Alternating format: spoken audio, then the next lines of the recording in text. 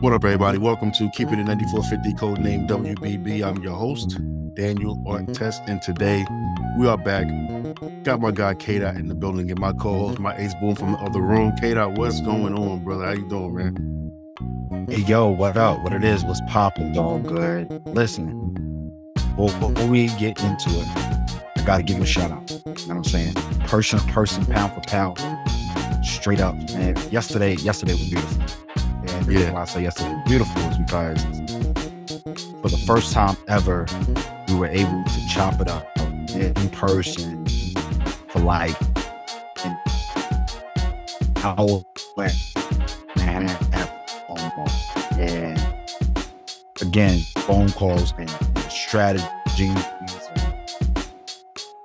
everything that we've been talking about for almost the last 3 years, man. It's the same thing in person. So blessings to you, my brother. It was so good seeing you yesterday, man. Like, it was crazy how the kids were just interacting with each other, throwing coins all over the place. Almost throwing rocks. Like, it was crazy. Yeah, it was crazy. Throwing rock, like, it was crazy, man. But it was good. It was a good time. It was a good time yesterday.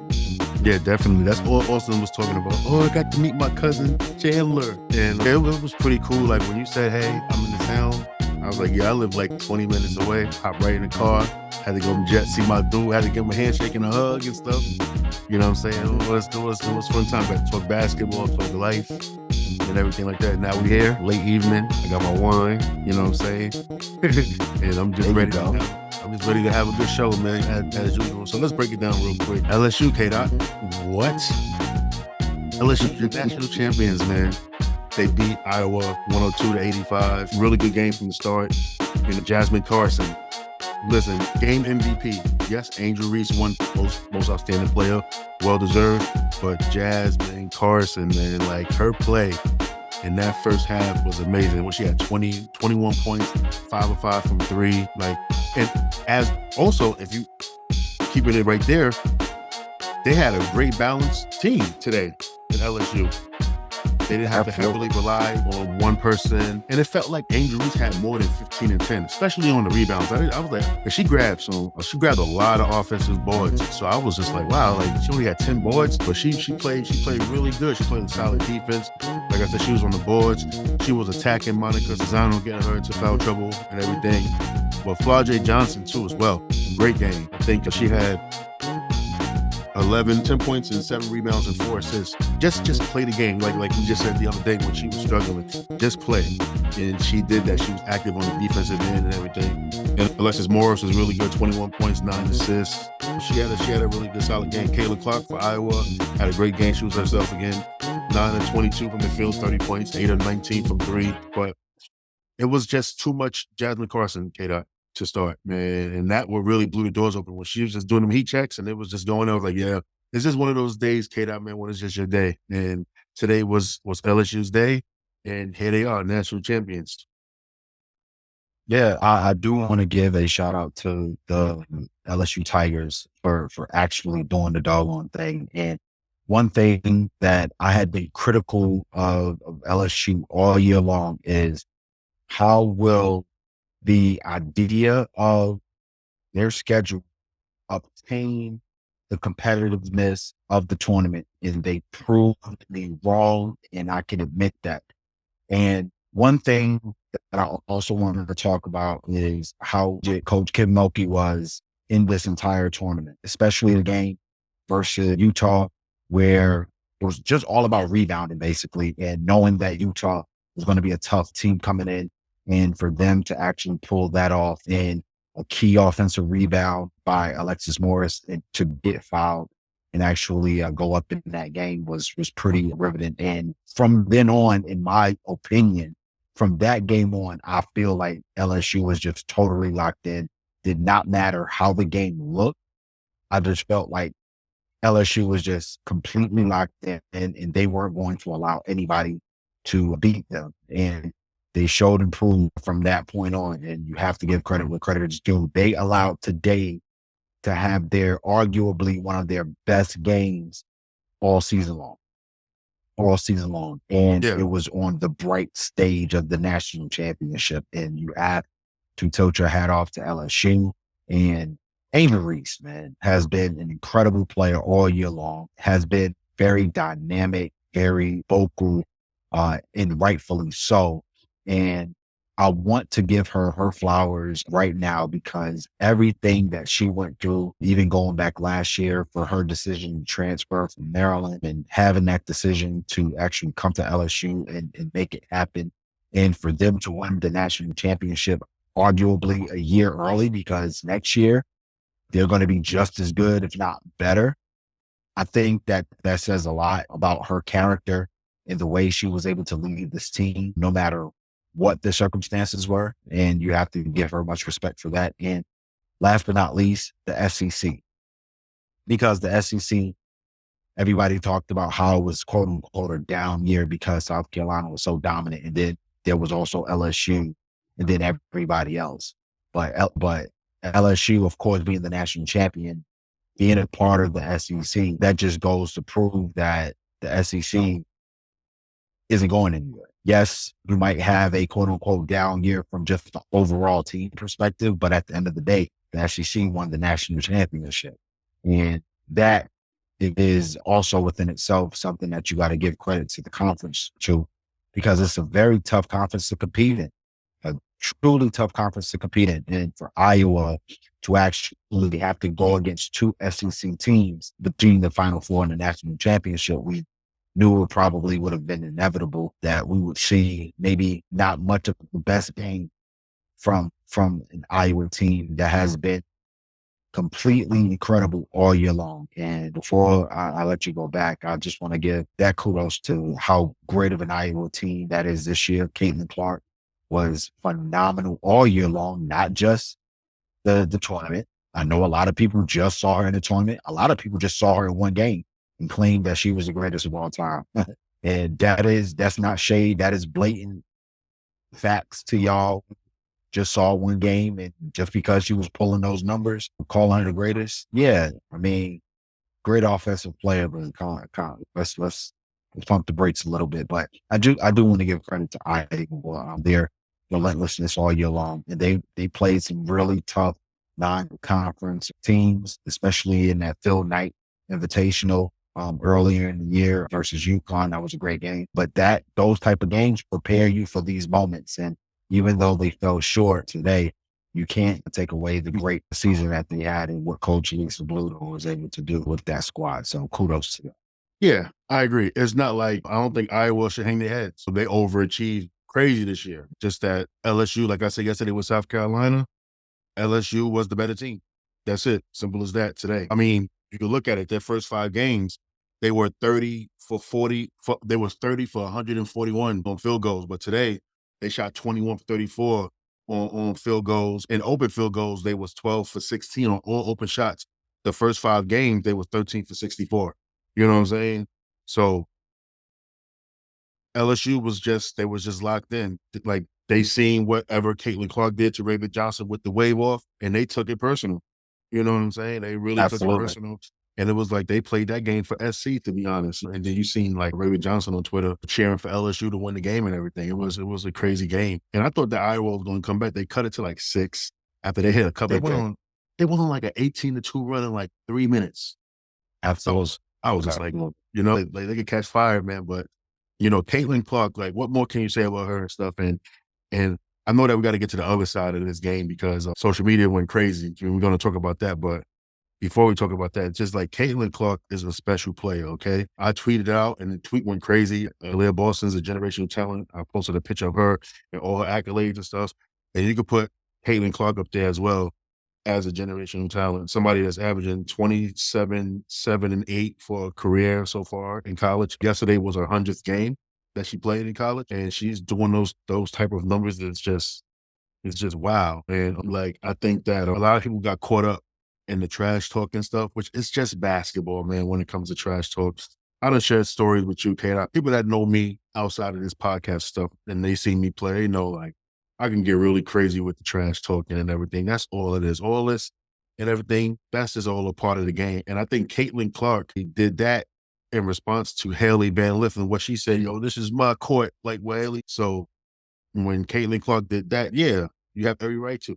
Just as Angel Reese had every right to mock her and then do the whole ring thing and everything. You know what I'm saying? So, and another thing, like with Angel Reese, man, shout outs to her. You do got to give her flowers. And everything that you said, Kdot, and I just want to add on that she stayed her all the way through. She stayed her. Absolutely. She stayed her, and she didn't budge. And look, she wanted it. She said it. This is for the people that look like me. She was willing to take the criticism and everything. It's crazy how Maryland just let that go. I don't know what happened over there, but shame on them. She went there and got a chip. She came and played big in the big games. Listen, they played 36 games this year, and she only played bad in one of them. That was against South Carolina. But also, like, talking about South Carolina real quick, I know they hurt right now, Kdot. Like, you even said it when you texted me. This man, just a couple of shots, 4 free throws, and a couple of shots. 4 free throws. Mm-hmm. Like, the game of basketball is amazing because like how the game just goes. It could go right for you all year, and then it could just shut down on you, whether it's your shot not falling or, like in Aaliyah Boston's case, the referees. Even today, the referees was wild, and today too as well. So you never know like what you're gonna get and stuff. And it was just a fun game. I enjoyed it, and like you said, tips hat off to LSU for winning this championship, and just looking forward to see like what they got coming in next and how they're going to respond back. I know they got a post player coming in next. I've heard of her before. I think her name is like Del Rosa or something like that. I forgot her name, but she's a post. She's pretty good, actually. I've seen her in the All-American game. I've also seen her like in some clips of her before. Like, I didn't even know she was going to LSU. I actually forgot to keep tabs on her because I definitely seen her before. So looking forward to see what they got coming next year. Hopefully Iowa can actually get some All-Americans now because they got a coach that can coach. And just looking forward to see how what they do this summer and how they bounce back. Yeah. And one person, of course, and we talked about this person earlier, we have to give a huge shout out to Jasmine Carson, right? From the idea struggling to find your shot, right? The Miney struggling to find your shot. 4 games throughout the tournament, Jasmine Carson, she was around maybe 30% sub 30% from 3. And everybody knows that Jasmine Carson is the shooter for LSU. If it's not named Kateri Poole or Alexis Morris, in some cases, even Flazio Johnson. But for Jasmine Carson to come out today and decide this is the day I'm going to go almost 90% from the field was definitely telling, especially that last shot to go into halftime. She was just hot. She did on 5 for 6 from 3 and scoring 22 points. I mean, obviously she was the quintessential X factor of LSU and their run in winning this national championship. And you have to take your hat off to her as well. This is what happens when you leave shooters open. And you never want to leave shooters open. I don't care how bad they're struggling. And this is just another proof of moment where sometimes the game plan backfires on you. You kind of want to play the percentages within the tournament. You want to play the percentages within the game. And unfortunately, playing the percentages this time around backfired on Iowa when it came to Jasmine Carson, even though it worked against South. And it almost bit them in the second half when Raven Johnson actually was hitting those threes. But again, just going back to this national championship game and how impressed I was with LSU. And actually, to be honest with you, as much as LSU's offense, and they've always relied on defense and using that defense to generate offense. All season long, once they got into SEC play, you saw those numbers kind of dwindle a little bit from an overall team standpoint. I think averaging a little under 70 points per game once they hit conference play, but then outside of conference play, I think they were close to like 86 towards almost 90 points per game. They had tons of high scoring games in the non-conference. So for them, again, to find their swag in the national championship game was the perfect time to do it. And again, I just want to give credit to that coaching staff and Kim Mulkey for actually executing the way they needed to execute, because they knew Iowa was going to be they wanted to run and gun. And to be honest with you, throughout the entire season, nobody could run and gun better than LSU. LSU was a straight transit. You can focus on your assignment defensively. If you can get deflections, you can get block shots. We're going and we're running with it. And they've done that all season long. And they were able to finally kind of crack that against Miami in the Sweet 16. I'm sorry, in the Elite Eight. And then they did it again in the fourth quarter against the Virginia Tech Hokies. So again, just the strategy behind it was just incredible. And again, LSU was your national champion. And I'm actually very, very, very ecstatic for them tonight. Yeah, and real quick before we move on, like Jasmine Carson, man, she could have easily got an attitude, pouted, because I think she started every game except for one game this season. But then she goes to the bench during the tournament. Now she hit no shots in 3, scoring 11 total points in the tournament before the national championship game, and going off for that 21 points in the first half. Like, kudos to her for staying locked in as a player. Kudos to her teammates for keeping her lifted. And this was definitely the game that they wanted to play. This is the game that we wanted LSU to play all year. And they finally did it when it mattered. So, like, shout out to them and stuff. But yeah, let's move on to the messy side of things real quick, Kdot, because social media went crazy, man.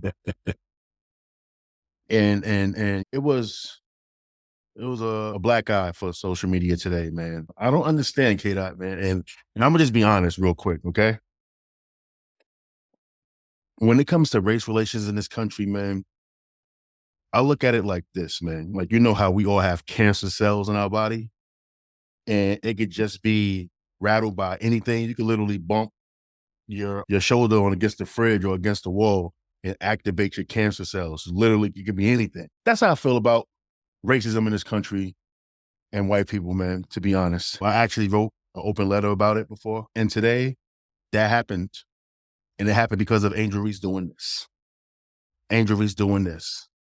And then everybody just coming out there, everybody coming out with their tiki torches and going crazy. Keith Olbermann, somebody that Intersports, he was on ESPN. What do you call it? He called a little, sorry, everybody, this is a family show, but he called Angel Reese a piece of shit. You got Barstool guy, Dave Portnoy. You already know he's an idiot, saying that she was classless, hashtagging it. He got a big following. So that's the hashtag that's trending right now. So it just sucks, Kdot, to be honest, to have a celebration marred by people that's just triggered for players that's loving their skin, living in their own truth, celebrating themselves for coming from certain environments they came from. And it's sad, Kdot. And we really didn't want to talk about this. We want to talk about the game. But this was huge today. Absolutely. And the sad part is, like, we need to see more white players come out and condemn this. I think they should have came out right away today and said, like, yo, this is wrong, this is wrong, this is wrong. Maybe they did and I didn't see it. You know what I'm saying? Maybe they did. So, but you know, it was just wild today, man. And I was the coach of who was in the space with Uncle Luke today, of all people. And she said what she said and everything. We won't get into that. But, you know, like, it's just crazy that we have to revert to this because some certain people just don't like, you know, how the game is covered when a black girl is shining and stuff. And we got this media influencers, like, in women's basketball, which is literally like 5 or 7 people, Kdot, that can easily just turn this around, and they don't. And we talked about this yesterday in person, where they don't care about anything that goes on Twitter. It's just numbers to them.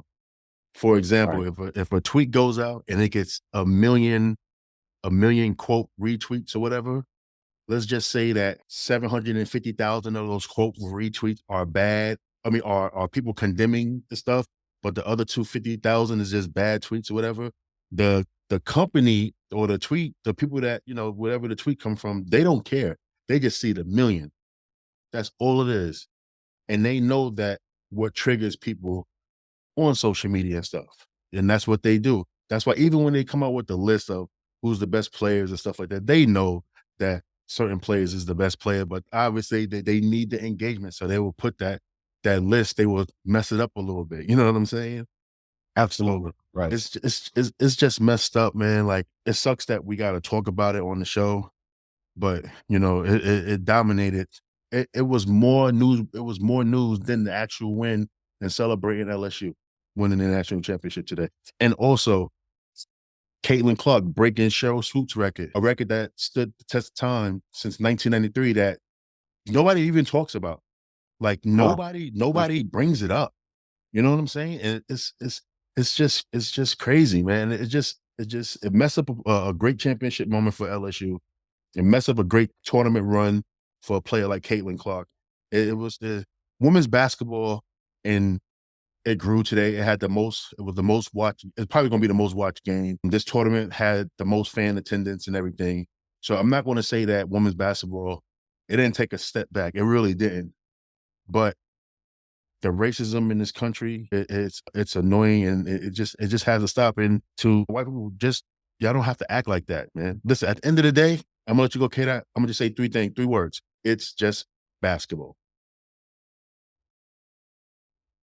And just to expound on that a little bit, like I truly think that it just comes off of a fear of a black planet. Public Enemy said that actually was the title of their album, Fear of a Black Planet. He has a unique swag to us. We are excellent. We are beautiful.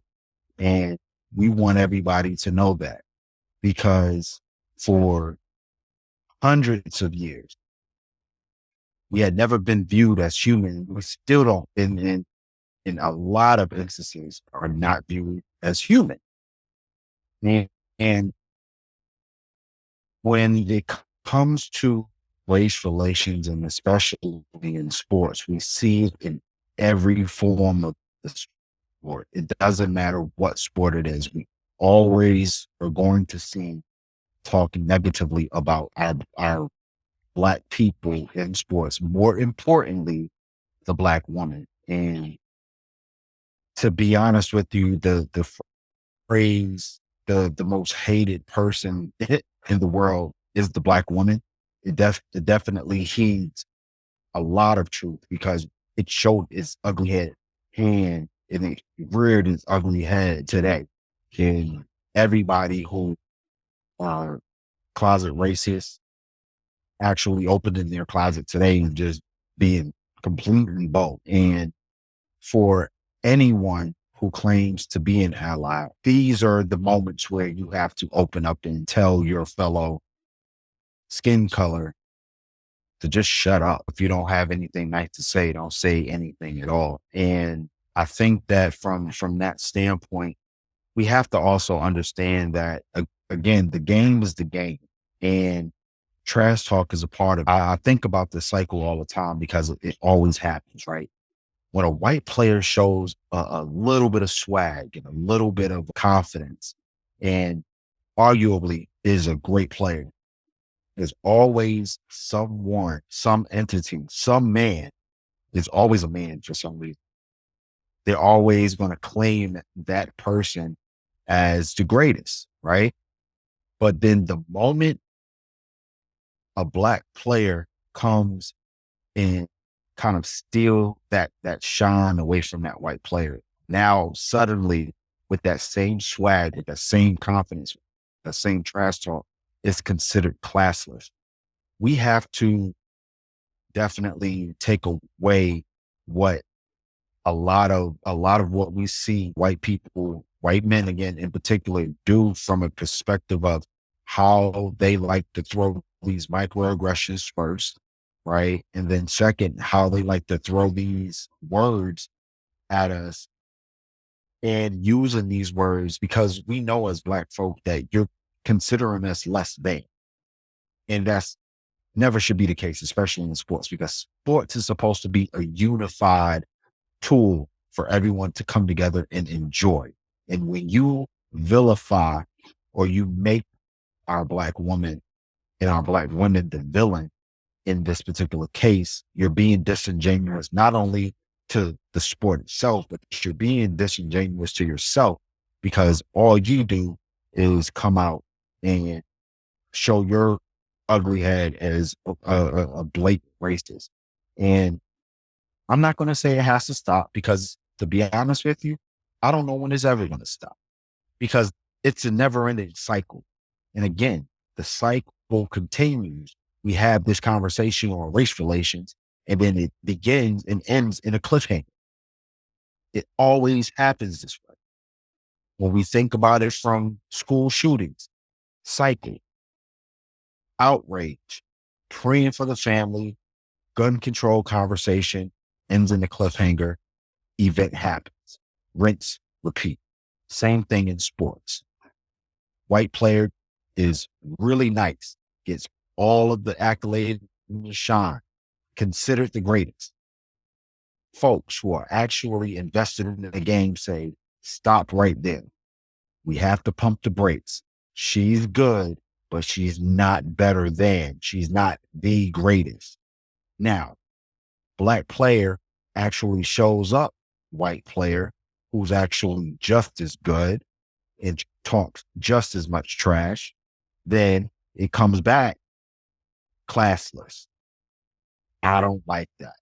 It doesn't show any sportsmanship. Race relations in America. Cliffhangers. Rinse and repeat. That is the issue. And that will continue to be an issue. And all we can do is continue to be allies, of course, and call it out. And we're not trying to be any preservationists or protective people. All we want is the amplification of the sport to amplify the way it needs to be amplified. And we're going to continue to do and say what we feel is important. And we're going to keep it moving that way. So I really do believe that in this case, everybody who has some sort of negative connotation towards how Angel Reese was able to do what she did and not have the same energy when Caitlin Clark did it against Louisville, I consider you a hypocrite, and you need to go play in traffic. Honestly, you really need to go play in traffic.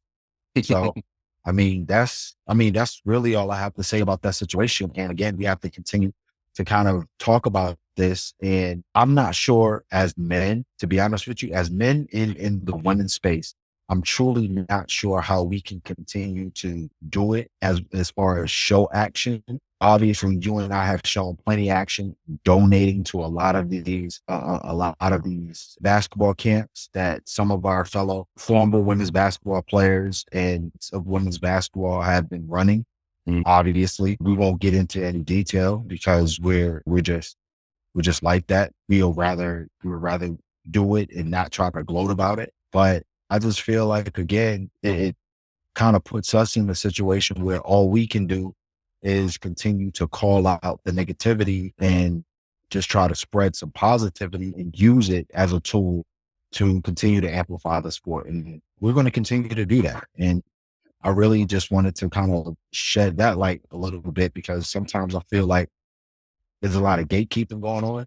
And sometimes it's the gatekeeping can just be ugly in a lot of forms. And we're not in this business we're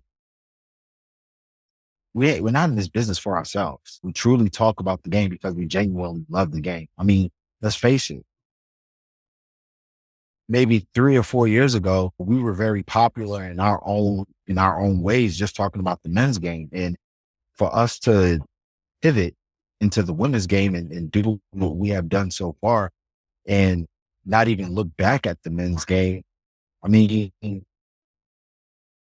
what are we doing here? I think that it's just asinine for a lot of people that think that it's just crazy to think that about guys like us, because we've been nothing but, I just feel like we've been nothing but respectful and truly grateful to be in the space that we are in and be in the spaces that we continue to be in and make the connections and network the way that we have networked. So I take real great pride in that, and I'm sure you do as well. So as far as the race relations and chastising how black women, like we have to cut it out because black women are here to stay and they're not going anywhere. So what do you want to do? You want to continue to hide behind your keyboard and just type? Hey, be my guest. But guess what? I'll be behind my keyboard as well, defending those same black. Hey man, couldn't say no better than that, man. Always laying it down with the smash, man. Sledgehammer the situation. That was the name of that segment right there. Yeah, but like, and it's funny, like I remember when we first started Kdot, and remember I used to be like, yeah, man, we just gonna talk about the game. Yo, we ain't worried about nonsense or whatever, anything else. We got other factions of independent media, they covering that. Let's just focus on the basketball. But you really can't. You know what I'm saying? And I learned that lesson last year. Certain things or whatever. It's bigger than just covering the game of basketball and stuff. And so like I changed my whole podcast style up when it comes to women's basketball and pointing out stuff that I deem with that's inequality or what. Even I got to change the way I even talk basketball too as well, because like I always talk about, I don't see an issue with the term of bully ball and everything like that. I didn't even have an issue with the whole bar fight thing. You know what I'm saying? Because it is basketball. It is basketball at the highest level. And yeah, to win, you don't win a game. You don't win a national championship. You take it. You know what I'm saying? So sometimes you got to go through those type of tactics and stuff, which, yeah, it feels like a bar fight. And I really think that, honestly, when they're talking about the stuff that's physical, it's just everything in the paint. You know what I'm saying? It's just really an in the paint thing or whatever how I explain it and stuff like that. But I even got to watch my words on how I say it, because if it's a trigger for people in this genre, then, hey, let me chill on that and stuff. You know what I'm saying? And actually use my knowledge to talk the game of basketball. And I'm gonna let y'all know right now, I ain't perfect. I'll probably say it the next show, but I'll do better as far as how I deliver the message and stuff when it comes to like the game and everything. Cause I just talk how I play. You know what I'm saying? And I played a very physical style of game. I post my videos all the time of me playing. And I'm in there in the trenches as well. I'm always going to call it the trenches though. I'm not removing the word trench. The trenches is the trenches now, you know what I'm saying? But, I understand and I hear and I see it and stuff like that. And I'd rather just do the work and stuff, man. You know what I'm saying? And you make great points about things about us pivoting from talking NBA to talking women's basketball full time and stuff. And I'm just glad that we can cover the game the way we see fit. I know there's people that don't like the way, I guess, we cover the game and stuff. You know what I'm saying? But listen, man, like I could only be me, you can only be you. And we came together, we got this magical show that's doing well. And obviously with the following that we got, somebody loves us. You know what I'm saying? So like we going to cover the game the way that we see it, but also we are mindful of what's going on and stuff. Like yesterday and today, my eyes are wide open. Maybe my eyes should have been open earlier, but I just never really got into that side, because I know there's other factions, like I said, like the committee, for instance. Shout outs to the committee. Like they hold that stuff down. And it just feels like they do so much work where we could literally just talk about the game of basketball yesterday, today, and other stuff that was leading up to it, the coverage of the game and stuff, even on the W side. And shout outs to Lo as well. And she brought it up on our show when she was a guest, how she even talked about it before this whole tournament thing started, about how it was going to happen between the Liberty and the Aces. You know what I'm saying? Absolutely. So it's going to be interesting. So we just got to make sure that we mindful, we cognizant of what we putting out there, and also make sure that, hey, we support women's basketball and we stand against bullshit, to be quite honest and everything. So, but before we get out of here, I do kind of want to end the show on a light note, I guess, on a positive note and stuff like that. Just talk about a future show. We're going to do a solo show on Aaliyah Boston, just congratulating her and talking about how she is going to fit we know she's going to be in Indiana. So how she's going to fit there and stuff. So we got some shows coming out for y'all. We're going to talk about the draft. I know we're taking a week off because Kdot is going on vacation. He actually out of town right now. So he's going on vacation and everything. So we're going to take like a week off, come back, do that Live Boston show, do some draft stuff, and do our forecast about every single team. So basically, this is probably like our last show talking about college basketball. This is bracket and buckets, man. And we're going to get ready, kick it right back in with the W and everything. So what you got to say before we get out of here, brother? Yeah, I do want to truly thank all of the listeners, I mean, all of the fans. I don't know what to call you all, but everybody who's been rocking with us, like, we truly thank you for continuing to rock with us. Like, we're going to continue to do our thing. There was one special person tonight that actually kind of validated what we're doing is a good thing, and us being needed in the space. And I want to truly thank you for that as well, for the person who said it and who's listening. You know who you are. So many, many pieces and blessings to you. And one thing that I do want to say before we close is, let's all remember that even though we might have our internal differences within our race, don't ever forget that we still need to be together to protect each other outside. So I make every analogy almost like a New York analogy, and I know people are from different areas, but if we're from, I'll give you a great example. DA is from Queensbridge. I'm from the Bronx. We came together, right? Now He we from got the some South. cat. He from the South Bronx. South Bronx started rap. Queensbridge. We thought that we created the rap art. Stop playing, Kdot. You know got beef, man. Stop playing, man. I'm not getting into this MC Shan KRS-One beef. I'm not doing it. I'm not getting into Boogie Down Productions, and I'm not getting into the Bridge beef. But I do want to say that the way that we come together when it comes to race relations, again, you got some people downtown look at us like we're alien because we're from the Bronx and Queensbridge. But when we go downtown, we go to downtown Manhattan, they look at us the way they look at us. When we look at each other, we say, listen, we got to stick together. We got to stick together. And I feel like it's the same thing within the space. I know we have our show. I know the committee has their show, and shout out to the committee over and over again. The hoodie and the headband, they also cover women's basketball. Shout out to them.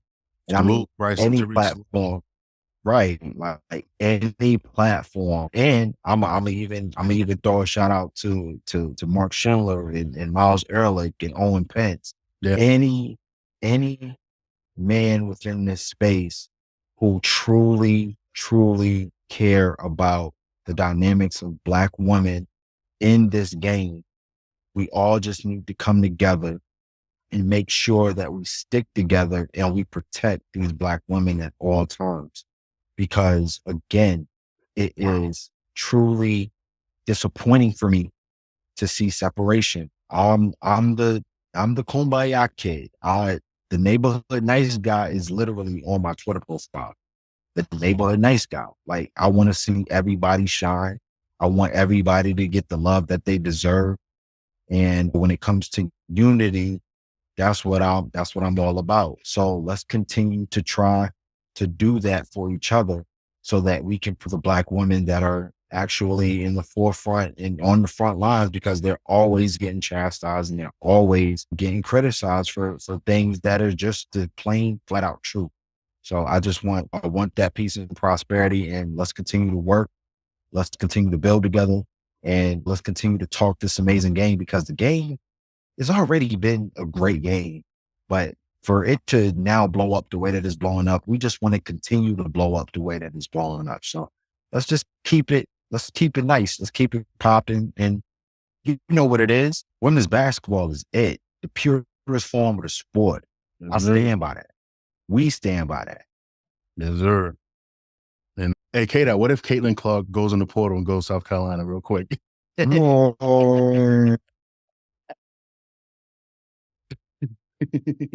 Man, listen.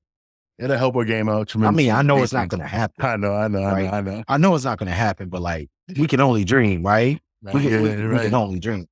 Listen, imagine that. That'll be crazy. I just wanted to end the show on like on a laugh or something like that, because this was a pretty interesting show that we did today and stuff. I just seen my tweet that I put up, somebody retweeted it, so I was like, let me just ask straight out that question. Now that would be crazy though, man. Oh, speaking of that, before we go again, Elizabeth Kitley, she's staying, which is interesting. Yeah. And you know what? Real quick, I know I'm trying to end the show, but I think that's good for her, Kdot, to be honest. It definitely is. I agree. You alluded to it, and we was talking about it. So we was talking about her draft position this year, and it might be tough for her. I think that she actually probably would get cut this year because of that speed, man. She don't got that much. She don't got that speed to keep up with those athletes and the W and stuff. So she got to go back to hopefully work on that and then come back. The game is there though. The game is there. Absolutely. So yeah, she's very talented. Yeah. I think that she's going to have another talented year, to the point where even if she doesn't get faster, that at least she's going to be a high draft pick next year. You know what I'm saying? I think that she's going to be probably going to have to put her in like top 5 next year and everything. I don't know yet, man, but we shall see, man. But that was cool for her. Todd Williams from North Carolina going to Ole Miss. We saw that. Yeah. Ole Miss. Yo, Coach Yo, she be mad humble. Like, you know how Coach Yo is on Twitter and stuff, but she always got something up in his league, man. I like that. And the portal is where it's at, to be honest. The portal is where it's at, because you get in. Shout out. And shout out to LSU. They listen. I'm gonna throw one more out there, because this is my home girl. And shout out to Jessica, by the way, because Jessica is always doing her thing on Twitter. Shout out to Destiny Wells and her decision to go to Knoxville next year. Destiny Wells, the Belmont point goddess, right? Went crazy in last year's tournament. Yep. And now she's turning around and coming to Knoxville. That is going to be sick. I can't wait to see that, to be honest with you. Destiny Wells is truly a killer point guard, and she's gonna be nice. She's gonna be nice for Tennessee next year. I can't wait to see her. Yeah, she's definitely gonna be nice. Can't wait, man. But yeah, this is it. This is the end of it. Brackets and buckets. We out of here, man. Don't forget to follow us on Twitter at the 9450, Instagram at the 9450 WBB. Don't forget to follow myself. Don't forget to follow Kdot over there. With that being said, thank you for listening to the show. Love is love. Peace, happiness, all that stuff. Shout out to the allies. Yo, stand up. You know what I'm saying? Call it out. We need y'all. For real. All right. Love is love. Peace. Peace out.